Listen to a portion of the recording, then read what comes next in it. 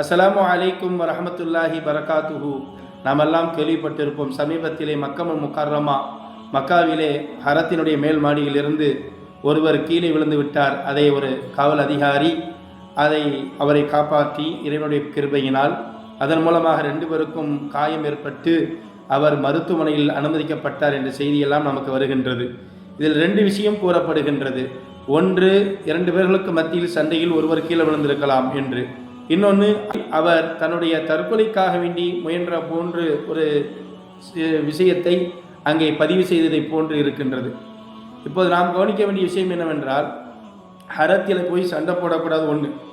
2வது, இவர் உளுந்தது ஒரு கால் தற்கொலையாக இருந்திருந்தால் அந்த தற்கொலை இங்கே இறந்தால் சொர்க்கம் கிடைக்கும் என்ற நியத்தில் விழுந்தாரா என்று தெரியவில்லை.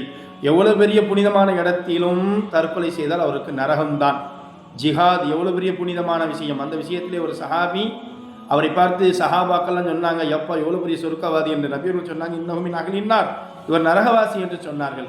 சஹாபாக்களுக்கே ஆச்சரியம். கடைசியில் பார்த்தா அவர் என்ன செய்கிறார் தெரியுமா? யுஹாரிபு பிஷித்தத்தின் வயக்குத்துல் கசீர் மினல் குஃபாரி ஹத்தா உசீப பி ஜுருஹின் ஷதீதின் ஃபவஜதஹு யதகவ்வஉ அல ஸைஃபி வகதல நஃப்ஸஹு.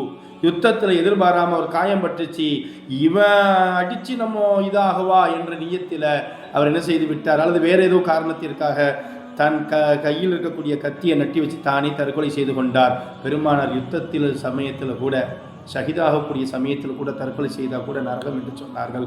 எனவே இந்த மாதிரி ஒரு விஷயத்தை நாம் செய்யவே கூடாது. வல்ல ரஹ்மான் பாதுகாப்பானாக.